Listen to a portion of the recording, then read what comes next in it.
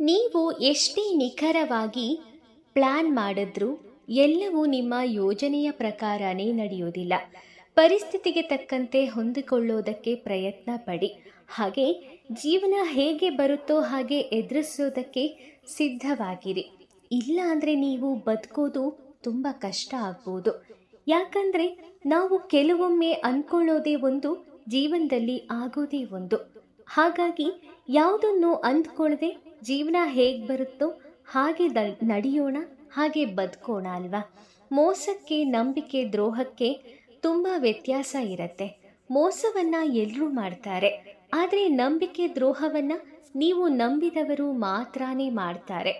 ಅರಿಯದೆ ಮಾಡುವ ತಪ್ಪುಗಳು ನಮಗೆ ಕ್ಷಮೆಯನ್ನು ನೀಡೋದಕ್ಕೆ ಒಂದು ದಾರಿ ನೀಡುತ್ತೆ.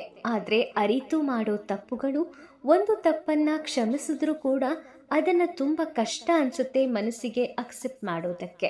ಕಾದು ನೋಡೋಣ, ದ್ರೋಹ ಮಾಡಿದವ್ರಿಗೆಲ್ಲ ಎಷ್ಟರ ಮಟ್ಟಿಗೆ ಉದ್ಧಾರ ಆಗತ್ತೆ ಜೀವನ ಅಂತ. ಆಣೆ ಪ್ರಮಾಣ ಮಾಡಿ ಸುಳ್ಳು ಹೇಳಿದ್ರೆ ಯಾವ ವ್ಯಕ್ತಿನೂ ಸಾಯೋದಿಲ್ಲ. ಬದಲಿಗೆ ಅವರ ಮೇಲಿದ್ದಂತಹ ನಂಬಿಕೆ, ವಿಶ್ವಾಸ, ಒಳ್ಳೆ ಮನಸ್ಸಿನ ಭಾವನೆ ಸತ್ತು ಹೋಗತ್ತೆ. ಜನರು ಹಣವನ್ನು ಮತ್ತು ಆಸ್ತಿಗಳನ್ನು ಮಾತ್ರ ಭದ್ರವಾಗಿ ಗಟ್ಟಿಯಾಗಿ ಇಟ್ಕೋತಾರೆ, ಹೊರತು ಪ್ರೀತಿ ಮತ್ತು ಸಂಬಂಧಗಳನ್ನು ಅಲ್ಲ. ಯಾರೋ ಏನೋ ಅಂದ್ಕೊಳ್ತಾರೆ ಅಂತ ಹೆದರಿ ಬದುಕಬೇಡಿ. ಆಡ್ಕೊಳ್ಳೋರು ಯಾರೇ ಬಂದು ನಿಮ್ಮ ಜೀವನವನ್ನು ಸರಿ ಮಾಡೋದಿಲ್ಲ, ನಿಮ್ಮ ಜೀವನವನ್ನು ನಡೆಸೋದು ಇಲ್ಲ. ಹಾಗೆ ನಮ್ಮ ಜೀವನವನ್ನು ನಾವೇ ನಡೆಸಬೇಕು ಅನ್ನೋದು ಮಾತ್ರ ಸತ್ಯ ಆಗಿರುತ್ತೆ. ಕಬ್ಬಿಣವನ್ನು ಯಾರೂ ನಾಶ ಮಾಡೋದಿಲ್ಲ, ಅದಕ್ಕೆ ಹಿಡಿದ ತುಕ್ಕು ಅದನ್ನು ನಾಶ ಮಾಡತ್ತೆ. ಅದೇ ಥರ ಮನುಷ್ಯನನ್ನು ಕೂಡ ಯಾರೂ ಬಂದು ನಾಶ ಮಾಡಲ್ಲ. ಆತನ ಕೆಟ್ಟ ಯೋಚನೆಗಳು, ಅವನು ಮಾಡುವ ಕೆಟ್ಟ ಜನರ ಸಹವಾಸಗಳೇ ಆತನನ್ನು ನಾಶ ಮಾಡತ್ತೆ. ಹಣ ಇದ್ದ ಮಾತ್ರಕ್ಕೆ ದೊಡ್ಡ ಸಾಧಕ ಅಂತ ಅಲ್ಲ. ಒಬ್ಬ ಕಳ್ಳನ ಹತ್ತಿರ ಕೂಡ ಹಣ ಇರುತ್ತೆ. ಜಗತ್ತಿನಲ್ಲಿ ಖುಷಿಯಾಗಿ ಇರಬೇಕು ಅಂದರೆ ಮಾಡಬೇಕಾದ ಎರಡೇ ಕೆಲಸ: ಮೊದಲು ಅತಿಯಾಗಿ ಯಾವ ವ್ಯಕ್ತಿಯ ಸಹವಾಸಕ್ಕೂ ಹೋಗಬಾರ್ದು, ಮತ್ತೊಂದು ನಮ್ಮ ಲೆಕ್ಕಕ್ಕೆ ಇಲ್ಲದ ಜನರ ಬಗ್ಗೆ ತಲೆ ಕೆಡಿಸ್ಕೋಬಾರ್ದು. ಕೆಲವೊಂದನ್ನು ಕಳೆದುಕೊಳ್ಳೋದು ನಾವು ಮಾಡುವ ತಪ್ಪುಗಳಿಂದ ಅಲ್ಲ, ನಮ್ಮವರೇ ನಮ್ಮ ಕಣ್ಣಿಗೆ ಕಾಣದಂತೆ ಮಾಡುವ ಮೋಸದಿಂದ. ನೀವು ಬೇರೆಯವ್ರಿಗೆ ಬೈಯೋವಾಗ ಒಂದು ತಿಳ್ಕೊಳ್ಳಿ, ನಿಮ್ಮ ಬಾಯಿನೇ ಹೊಲಸಾಗತ್ತೆ ಅಂತ. ಬೇರೆಯವರ ಮನೆಯ ಹೆಣ್ಣು ಮಕ್ಕಳ ಬಗ್ಗೆ ಮಾತಾಡುವಾಗ ತಿಳ್ಕೋಬೇಕು, ನಮ್ಮ ಮನೆಯಲ್ಲೂ ಹೆಣ್ಣು ಮಕ್ಕಳು ಇದ್ದಾರೆ ಅಂತ. ಬೇರೆಯವರ ಜೀವನದ ಬಗ್ಗೆ ಮಾತಾಡುವಾಗ ತಿಳ್ಕೋಬೇಕು, ನಾಳೆ ನಮ್ಮ ಜೀವನದಲ್ಲಿ ಏನಾಗುತ್ತದೆಯೋ ಅಂತ. ಬೇರೆಯವರ ಮೇಲೆ ಸುಳ್ಳು ಆಪಾದನೆ ಹಾಕುವ ಮುನ್ನ ಯೋಚಿಸಬೇಕು, ಸತ್ಯಕ್ಕೆ ಯಾವಾಗಲೂ ಜಯ ಸಿಗತ್ತೆ ಅಂತ. ನಮ್ಮನ್ನು ನಾವೇ ಬುದ್ಧಿವಂತರು, ಧೈರ್ಯವಂತರು ಅಂತ ಅಂದ್ಕೊಳ್ಳೋದಕ್ಕೆ ಮುಂಚೆ ತಿಳ್ಕೋಬೇಕು, ದೇವರು ಎಲ್ರಿಗೂ ಬುದ್ಧಿಶಕ್ತಿಯನ್ನು ಕೊಟ್ಟಿದ್ದಾನೆ ಅಂತ. ಧರ್ಮದ ಕಡೆಗೆ ಇಡುವ ಪ್ರತಿಯೊಂದು ಹೆಜ್ಜೆನೂ ದೇವರ ದರ್ಶನಕ್ಕಿಂತನೂ ಶ್ರೇಷ್ಠವಾಗಿರುತ್ತೆ. ನಂಬಿಕೆ ಅನ್ನೋದು ಪ್ರಾಣ ಇದ್ದ ಹಾಗೆ, ಒಮ್ಮೆ ಅದು ಹೋದರೆ ಮರಳಿ ಮತ್ತೆ ಬರೋದಿಲ್ಲ. ಕೆಲವರ ಬಣ್ಣದ ಮುಖವಾಡಗಳು ಅವರ ಮಿತಿ ಮೀರಿದ ಕುಣಿತದಿಂದಾಗಿ ತಾನಾಗಿಯೇ ಕಳಚಿ ಬೀಳುತ್ತೆ. ನಾವು ಅವರನ್ನ ತಾಳ್ಮೆಯಿಂದ ಕುಣಿಯೋದಕ್ಕೆ ಬಿಟ್ಟು ಬಿಡಬೇಕು. ನಿಮ್ಮ ತಪ್ಪಿಗೆ ಇತರರನ್ನ ದೂರುವ ತಪ್ಪು ಮಾಡಬೇಡಿ. ಬಲವಾಗಿ, ಧೈರ್ಯವಾಗಿ ನಿಮ್ಮ ಹೊಣೆಗಾರಿಕೆಯನ್ನು ನೀವೇ ವಹಿಸಿಕೊಳ್ಳಿ. ತಪ್ಪನ್ನು ಒಪ್ಕೊಳ್ಳಿ. ಹೇಳಿ, ನಾನು ಅನುಭವಿಸುವ ಈ ಸಂಕಟಗಳಿಗೆ ನನ್ನ ದುಷ್ಕರಗಳೇ ಕಾರಣ ಅಂತ. ಆದ್ದರಿಂದ ಈಗ ಅವರನ್ನು ಸರಿಪಡಿಸ್ಕೊಳ್ಳದೆ ಹೋದರೆ ಅವರು ನಿಜವಾಗ್ಲೂ ಬದಲಾಗ್ತಾರೆ. ಹಾಗೆ ನೀವು ಕೂಡ ಬದಲಾಗದೆ ಹೋದರೆ ನಿಮ್ಮ ಜೀವನನ ನೀವೇ ಹಾಳು ಮಾಡ್ಕೋತೀರ. ಅವರವರು ಮಾಡಿದ್ದನ್ನು ಅವರೇ ಅನುಭವಿಸ್ತಾರೆ, ಅದು ಒಳ್ಳೆಯದಾಗಲಿ ಕೆಟ್ಟದ್ದಾಗಲಿ. ನಾವು ಯಾರಿಗೂ ಏನೂ ಬಗೀದೆ ಸುಮ್ಮನೆ ಇದ್ದು ಕಾದು ನೋಡಬೇಕಷ್ಟೆ. ಸುಳ್ಳು ಹೇಳೋದನ್ನು ಮತ್ತು ನಾಟಕ ಆಡೋದನ್ನು ಕರಗತ ಮಾಡಿಕೊಂಡಿರೋ ವ್ಯಕ್ತಿಗಳಿಗೆ ಕಳೆದುಕೊಂಡ ವಸ್ತು ಹಾಗೂ ವ್ಯಕ್ತಿಗಳ ಬೆಲೆ ತಿಳಿಯೋದಿಲ್ಲ. ಯಾಕಂದರೆ ಸಂಬಂಧ ಮತ್ತು ವಸ್ತುಗಳ ಮೇಲೆ ಅವರು ತೋರಿಸುವ ಒಲವು ಕೂಡ ನಾಟಕನೇ ಆಗಿರುತ್ತೆ. ನಿಮಗೆ ನಿಮ್ಮ ಬಗ್ಗೆ ನೀವೇ ಹೆಚ್ಚು ಎನ್ನುವಂತಹ ಜಂಬ ಪಡಬೇಡಿ. ಭಗವಂತ ನಿಮ್ಮಂಥ ಎಷ್ಟೋ ಜನರನ್ನು ಈಗಾಗಲೇ ಸೃಷ್ಟಿಸಿ ಅಳಿಸಿಯೂ ಬಿಟ್ಟಿರ್ತಾನೆ, ಮರಿಬೇಡಿ. ಜೀವನದಲ್ಲಿ ಎಲ್ಲದಕ್ಕೂ ತಯಾರಾಗಿಯೇ ಇರಬೇಕು. ಯಾಕಂದರೆ ಹವಾಮಾನ ಮತ್ತು ಜನ ಯಾವಾಗ ಹೇಗೆ ಬೇಕಾದರೂ ಬದಲಾಗ್ತಾರೆ ಅಲ್ವಾ.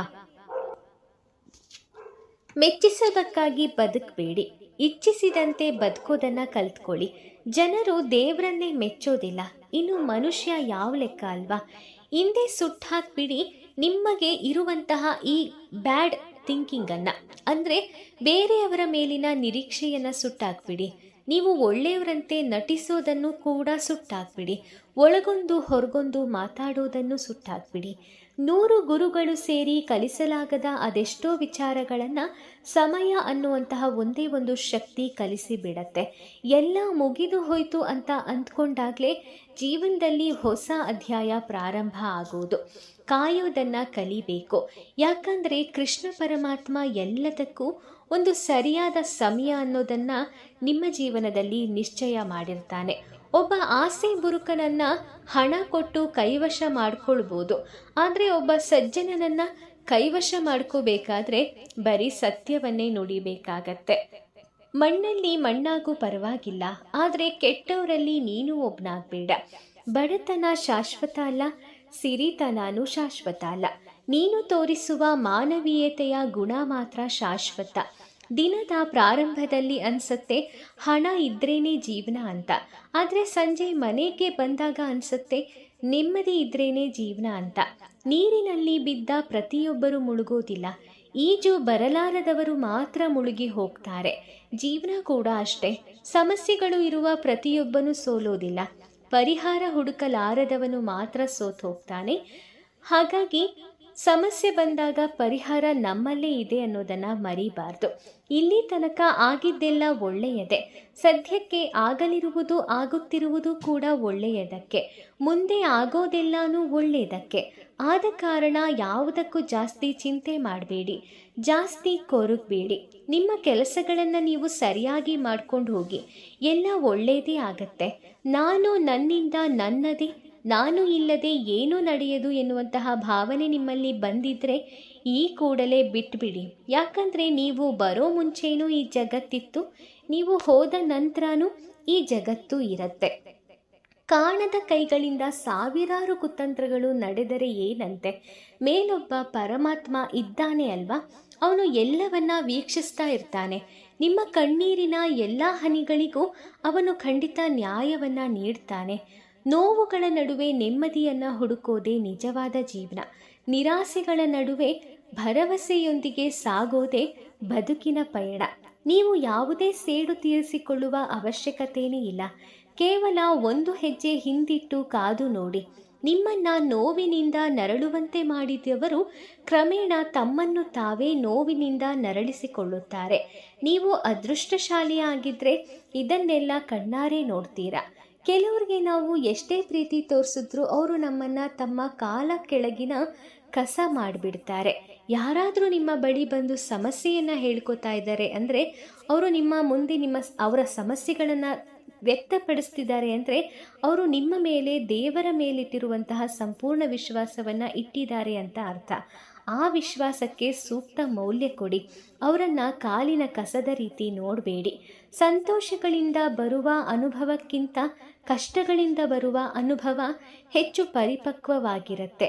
ಗರ್ಭದಲ್ಲೇ ಗುಡಿ ಕಟ್ಟಿ ರಕ್ತದಲ್ಲೇ ಅಭಿಷೇಕ ಮಾಡಿ ಕರುಳನ್ನೇ ಹಾರ ಮಾಡಿ 9 ತಿಂಗಳು ಹೊಟ್ಟೆಯಲ್ಲಿಟ್ಟು ಪೂಜಿಸಿ ಕಾಪಾಡುವ ತಾಯಿ ದೇವತೆ ಆಗ್ತಾಳೆ.